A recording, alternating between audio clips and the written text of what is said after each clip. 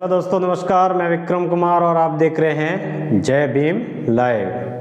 दोस्तों, एक बार फिर से मैं आप सभी का हार्दिक स्वागत करता हूं। दोस्तों, लोकसभा चुनाव बहुत ही करीब आ चुके हैं और तमाम पार्टियां अपने अपने उम्मीदवारों के नाम घोषित करने में लगे हुए हैं। दोस्तों, आज की वीडियो बहुत ही खास महत्वपूर्ण होने वाली है क्योंकि यह वीडियो 2024 के चुनाव के संबंधित है। दोस्तों, चुनावों की तारीखों का ऐलान हो गया है, इसलिए दोस्तों यह वीडियो 2024 के लिए सबसे बेहतर और महत्वपूर्ण वीडियो है। इसलिए दोस्तों आज का यह वीडियो पूरा देखिएगा और तारीखों का ऐलान होते ही बसपा सुप्रीमो मायावती जी ने एक बहुत बड़ा ऐलान कर दिया है।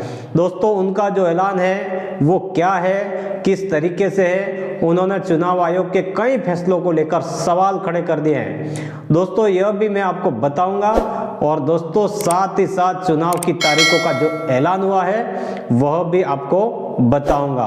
तो दोस्तों पहले आप जान लीजिए दोस्तों, और कहां पर कब कब चुनाव होने जा रहे हैं यह भी मैं आपको बताने जा रहा हूं। तो दोस्तों, लोकतंत्र के महापर्व का ऐलान हो चुका है।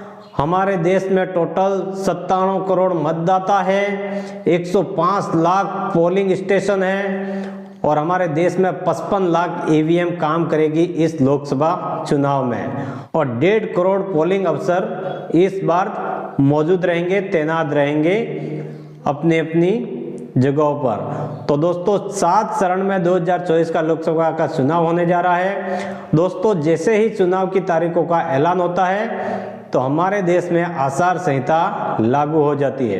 दोस्तों, आदर्श आचार संहिता लागू हो जाती है। इसके बाद कोई भी सरकार कोई भी घोषणा नहीं कर सकती है। तो दोस्तों 7 चरण में लोकसभा का चुनाव होने जा रहा है। दोस्तों, पहला जो चरण है 19 अप्रैल को होगा और दूसरा 26 अप्रैल को होगा, तीसरा मई को होगा, चौथा 13 मई को होगा और पांचवा जो चरण है वो 20 मई को होगा और छठा चरण 25 मई को होगा और दोस्तों 7वां जो चरण है वो 1 जून को होगा।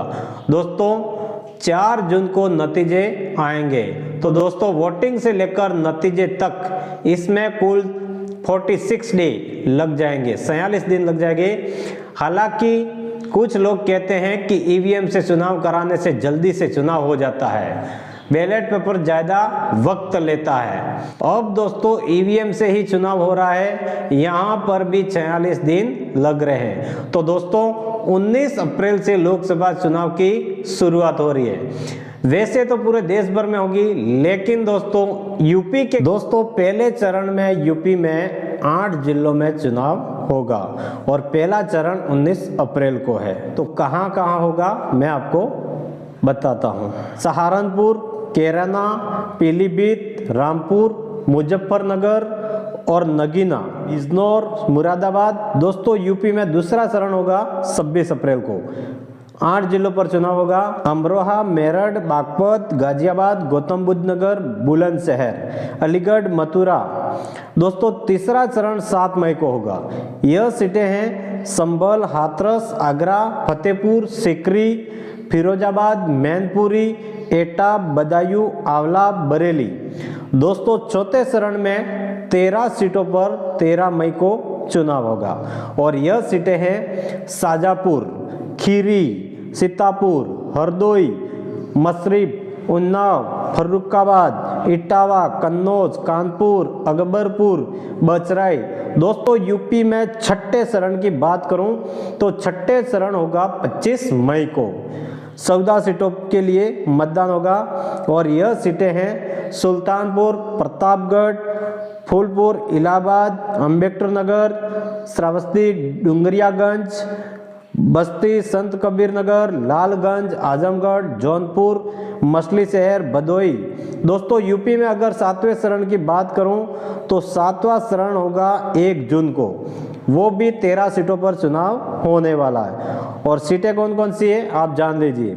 महाराजगंज, गोरखपुर, कुशीनगर, देवरिया, बांसगांव, घोसी, सुमेलपुर, बलिया, गाजीपुर, चंदौली, वाराणसी और मिर्जापुर, रबार्टगंज। दोस्तों चुनाव आयोग ने जब तारीखों का ऐलान किया तो बाकायदा प्रेस कॉन्फ्रेंस किया था। दोस्तों ईवीएम को लेकर मीडिया के द्वारा चुनाव आयोग को सवाल पूछे गए तो चुनाव आयोग के द्वारा एक शायरी सुनाकर ईवीएम के मुद्दे को शांत करने की कोशिश की। दोस्तों ईवीएम की चुनाव आयोग ने बहुत ज़्यादा तारीफ की और कहा कि ईवीएम से निष्पक्ष और शांतिपूर्वक स्वतंत्र रूप से चुनाव होता है। तो दोस्तों इतने गंभीर मुद्दे को इतने दिनों से लोग सड़कों पर आंदोलन करते थे ईवीएम के खिलाफ में और कर भी रहे हैं, फिर भी एक शायरी में उन्होंने टाल दिया ईवीएम के मामले को लेकर जो लोग सवाल खड़ा कर रहे थे, क्योंकि चुनाव आयोग के हौसले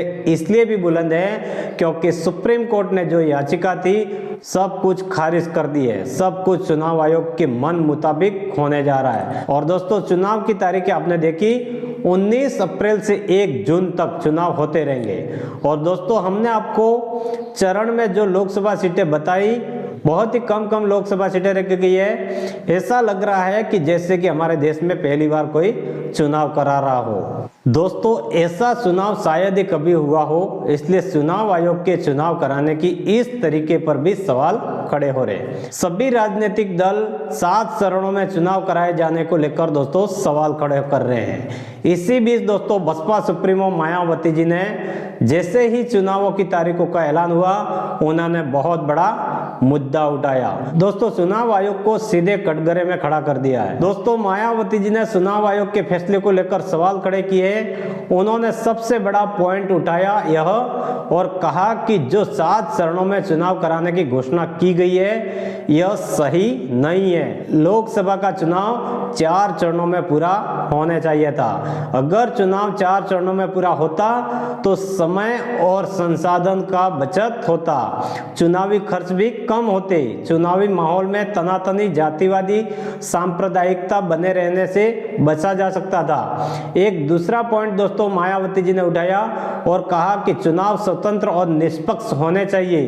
दोस्तों जिस तरीके से चुनाव आयोग ने ईवीएम की तारीख की है दोस्तों मायावती जी ने बैलेट से चुनाव कराने की मांग की है। उन्होंने कहा कि अगर निष्पक्ष और स्वतंत्र रूप से चुनाव कराना है तो चुनाव आयोग को बैलेट से चुनाव कराना चाहिए।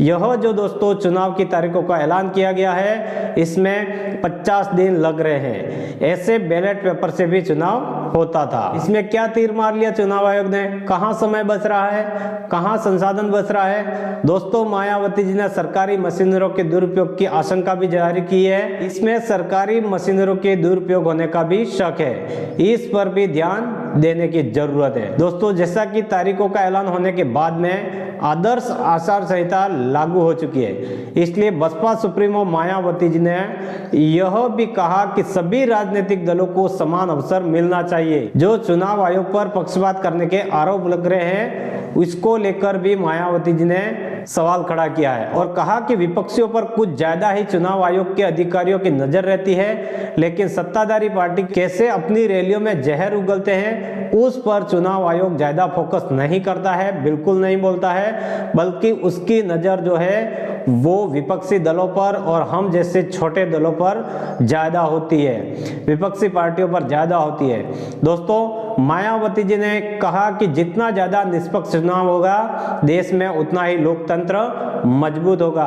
हालांकि उन्होंने ईवीएम को मुद्दे को फिर से उठाया और मायावती जी ने कहा कि जब बैलेट पेपर से चुनाव होता था तब हमारी जो सीटें थी वो ज्यादा आती थी, हमारा प्रतिशत अच्छा होता था, लेकिन जब से ईवीएम से चुनाव होने जा रहे हैं और हो रहे हैं तब से हमारा वोट प्रतिशत गिर रहा है और लगातार हम लोग ईवीएम हटाने की बात कर रहे हैं। ईवीएम में दिक्कत है तो वो लोग क्यों नहीं हटा रहे। चुनाव आयोग इस पर भी मायावती जी ने कई सारे सवाल खड़े किए हैं। इतना ही नहीं दोस्तों, इस बार बसपा सुप्रीमो मायावती जी ने अपने लोगों से कहा कि आप किसी की जाल में ना फंसें और अपने वोट का सही इस्तेमाल करें और सही जगह अपना वोट दें, तो ही आपको अपने अधिकार मिल पाएंगे।